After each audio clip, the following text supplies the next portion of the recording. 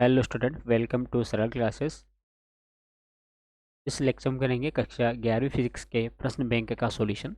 अध्याय 14 दोलन, इसके ऑब्जेक्टिव जो क्वेश्चन थे उसको हमने कर लिया है और इसके बाद हम करते हैं इसके अति लघुत्तरीय प्रश्नों का हल। यहाँ पर सबसे पहला जो प्रश्न पूछा गया है वो यह पूछा गया है कि सरल आवर्त गति का विस्थापन समीकरण लिखिए। हमें विस्थापन अवस्था का जो समीकरण होता है सरल आवर्त गति में, सिंपल हार्मोनिक मोशन में, उसका समीकरण लिखना है कि क्या होता है। तो इसका जो समीकरण होता है वो होता है y बराबर ए साइन ओमेगा टी। क्या होता है? y बराबर ए साइन ओमेगा टी। यहाँ पर a उसका आयाम है, ओमेगा उसका कोणीय वेग है और t यहाँ पर समय अंतराल है। y बराबर ए साइन ओमेगा टी इसका आंसर होगा। प्रश्न नंबर 2, सरल आवर्त गति करते कण के वेग और त्वरण के व्यंजक लिखिए। हमें वेग और त्वरण का सूत्र यहाँ पर लिखना है। तो सरल आवर्त गति करते हुए जो कण का वेग है उसका फॉर्मूला होता है u इक्वल या u बराबर ओमेगा अंडर रूट के अंदर आता है ए स्क्वायर माइनस वाई स्क्वायर। ये वेग का सूत्र होता है। उसके बाद जो इसका त्वरण होता है उसका सूत्र होता है अल्फ़ा बराबर माइनस में ओमेगा स्क्वायर वाई। क्या होता है? अल्फ़ा बराबर, त्वरण को यहाँ पर अल्फ़ा से रिप्रेजेंट करते हैं और वेग को यहाँ पर यू से रिप्रेजेंट किया जाता है। तो ये हो जाता है वाई अल्फ़ा बराबर माइनस में ओमेगा स्क्वायर वाई। इसके बाद अगला प्रश्न हम देखते हैं यहाँ पर।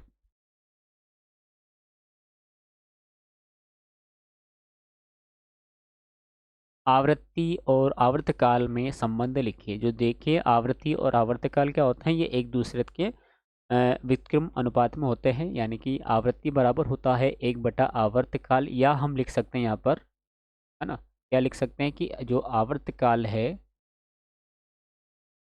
वो बराबर होता है 1 बटा आवृत्ति के। ये भी हम बोल सकते हैं। प्रश्न नंबर 4 है यहाँ पर कि दोलन गति में क्या पूछा है? दोलन गति में कण के अधिकतम विस्थापन को क्या कहा जाता है? तो जो कण का अधिकतम विस्थापन होता है, मैक्सिमम डिस्प्लेसमेंट होता है, उसको आयाम बोला जाता है। क्या बोला जाता है? उसको आयाम बोला जाता है। फिफ्थ क्वेश्चन यहाँ पर पूछा है कि सरल लोलक क्या होते हैं? सरल लोलक क्या है? तो सरल लोलक क्या है? तो सामान्य भाषा में क्या जानते हैं कि जब हम किसी एक द्रव्यमान जिसका कुछ ना कुछ वजन हो, उस द्रव्यमान के पिंड को एक दृढ़ आधार से, है ना, ये क्या है? दृढ़ आधार है, इससे बांध कर लटका दिया जाता है।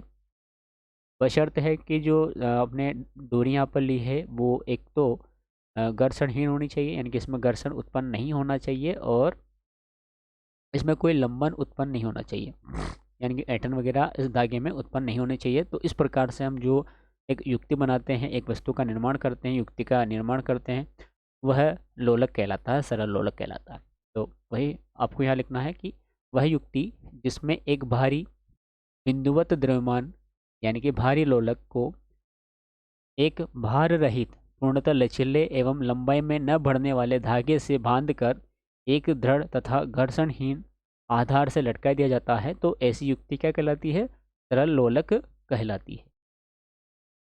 के बाद अगला प्रश्न है यहाँ पर के नंबर पे,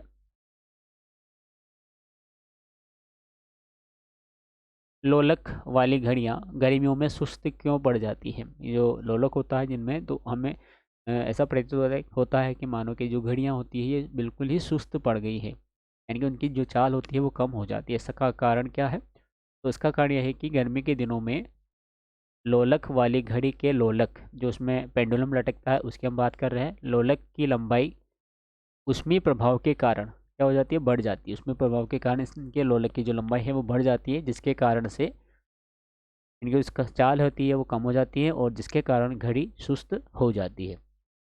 प्रश्न नंबर 7वां है कि सरल लोलक की लंबाई 4%, कितनी प्रतिशत कर दी जाती है? 4% बढ़ाने पर उसके आवर्तकाल पर क्या प्रभाव पड़ेगा? उसके प्रभाव आवर्तकाल जो है उस पर क्या प्रभाव पड़ेगा?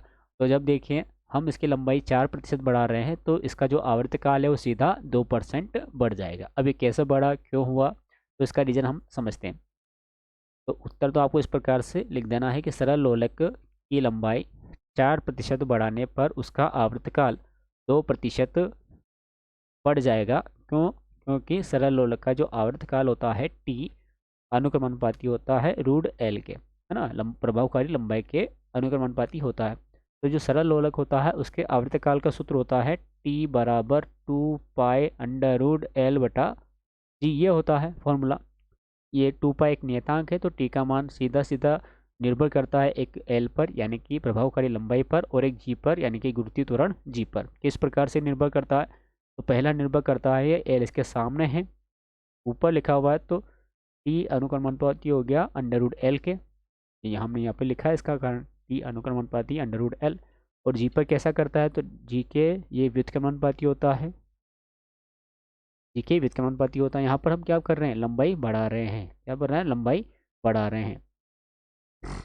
तो टी अनुक्रमानुपाती है, ये प्रोपोर्शनल है अंडर रूट एल के। एल कितना बढ़ा है? हमने 4% बढ़ाया है, तो टी ये हो गया अंडर रूट एल की जगह कितना कर रहे हैं हम? 4% कर रहे हैं, यानी कि 4% इसमें वृद्धि हुई है। 4 का वर्गमूल कितना हो गया? 2 हो गया। तो जब हमने इसको 4% बढ़ाया था तो ये कितना बढ़ गया? ये बढ़ गया 2%। तो यहाँ पर इसका सही आंसर हो गया 2%। इसके बाद अगला प्रश्न यहाँ पूछा गया है,